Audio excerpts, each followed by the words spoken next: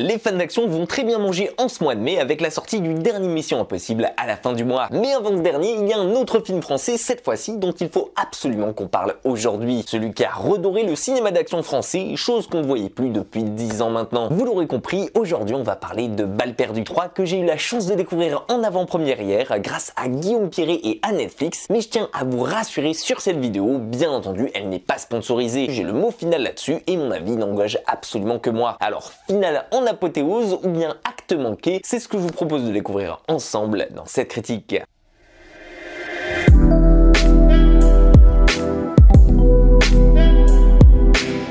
Dans Balles perdues 3, on va retrouver donc bien évidemment notre cher Lino, lui qui cherche toujours à se venger d'Areski depuis le premier opus. Et ce dernier, on sait qu'il est en vie depuis la fin du 2. Et c'est donc là que va commencer notre track final au cours de ce nouvel opus qui va s'ouvrir en Allemagne. On y découvre donc que ça fait depuis 2 ans maintenant qu'Areski a changé d'identité, mais qu'il continue toujours les combines en échange de sa protection. Il n'est pas livré aux Français, il continue d'utiliser son savoir-faire à l'étranger loin de l'enquête, et en même temps ça permet de mettre du beurre dans ses épinards avec son nouveau mariage.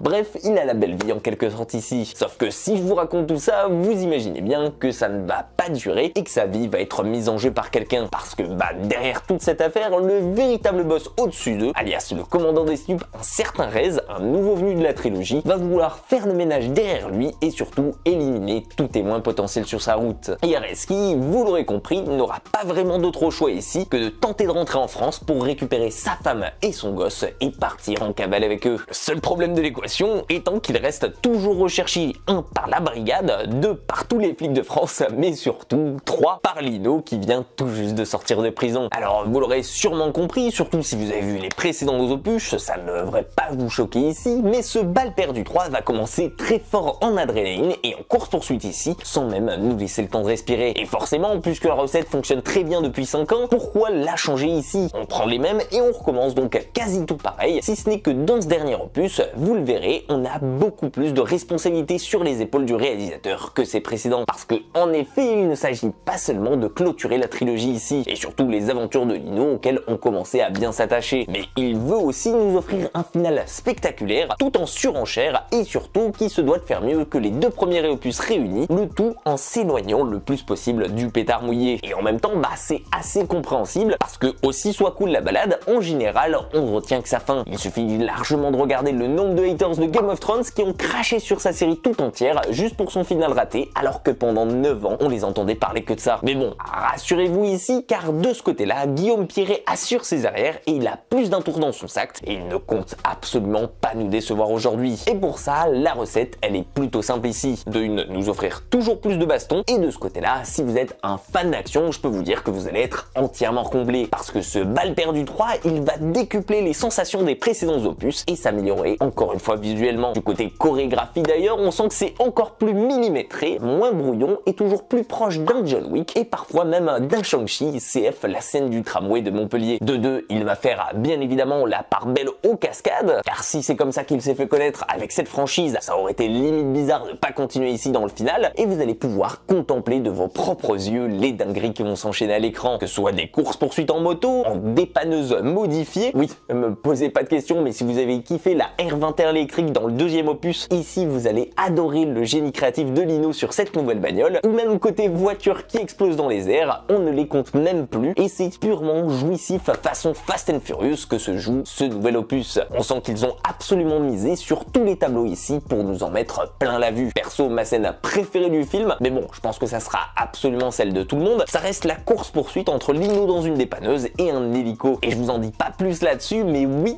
au lieu d'être que sur Terre, cette fois-ci, on passe un petit peu dans les airs avec ce dernier opus. Mais en plus de se réinventer visuellement avec ses cascades et surtout de ne jamais relâcher la pression jusqu'à la toute fin comme les 2 premiers films, ce que j'ai véritablement le plus apprécié dans ce dernier, c'est qu'on sent qu'ils ont pris le temps pour développer un peu plus leurs personnages et surtout leurs interactions pour recoller encore plus au genre du thriller comme dans le premier. En tout cas, ça se remarque un peu plus que dans Balles perdues 2 qui pour moi mettait plus l'accent sur le revenge movie et s'éloignait du principe de base. Mais bon, dans tout ça, la véritable réussite de ce 3e opus, c'est qu'ils vont réussir à introduire en un seul film un nouveau méchant qui va voler la vedette autant à Nicolas Duvauchel d'un côté qu'à Alban Lenoir à chaque fois qu'il apparaît à l'écran. Et je vous jure que je mens même pas ici, mais avoir Gérard Lanvin en boss final de ta trilogie, qui plus est en parrain de la mafia, c'est vraiment l'apothéose et l'élément clé sur lequel repose l'attention de ce final. Alors bien entendu, on le sait, il a la tête de l'emploi et il est donc parfaitement à sa place ici dans ce rôle-là, mais il a une telle tension qui se dégage de lui en permanence qu'il n'y a pas un moment où on se demande si justement tout le monde qui est autour de lui ne pourrait pas mourir pour de bon. Et à mes yeux, justement, réussir à instaurer un méchant avec une telle prestance en moins d'un film, et surtout pour clôturer ta trilogie, c'est surtout un move assez ballsy, mais qui paye, dans le sens où c'est justement grâce à lui qu'on va avoir envie de découvrir sa fin, et qu'on va commencer à véritablement craindre pour la première fois pour nos personnages, eux qui jusqu'ici et dans les deux premiers films souffraient un peu du syndrome d'invincibilité. Et franchement, je trouve ça plaisant de voir que cette trilogie n'aura pas délaissé le thriller, et on aura profité pour s'améliorer jusqu'à la toute fin, en faisant plus que simplement nous offrir une escalade de surenchère à la Fast and Furious. Pour moi, Guillaume Pirret nous offre ici un final spectaculaire qui est rempli de tension et qui mérite encore une fois d'être étudié par le ciné français, parce qu'il a prouvé par 3 fois maintenant que oui, film d'action et film français sont tout à fait compatibles, à condition d'avoir un minimum d'ambition et surtout de pas simplement copier les US là-dessus. Et vous, qu'est-ce que vous avez pensé de ce final? Et surtout, qu'est-ce que vous avez pensé au final de toute cette trilogie? Est-ce que vous la validez comme moi, ou bien au contraire, est-ce que vous en êtes ressorti déçu? N'hésitez pas à me balancer en commentaire votre avis sur le final de cette trilogie, qu'on puisse en discuter tous ensemble. En attendant, j'espère que ma vidéo sur le film vous aura plu. Si c'est le cas, pensez à me le faire savoir, à la liker, à la partager, ou bien évidemment à vous abonner à la chaîne si ce n'est pas déjà fait. Prenez soin de vous et comme d'habitude, nous on se dit à très vite pour une toute nouvelle critique.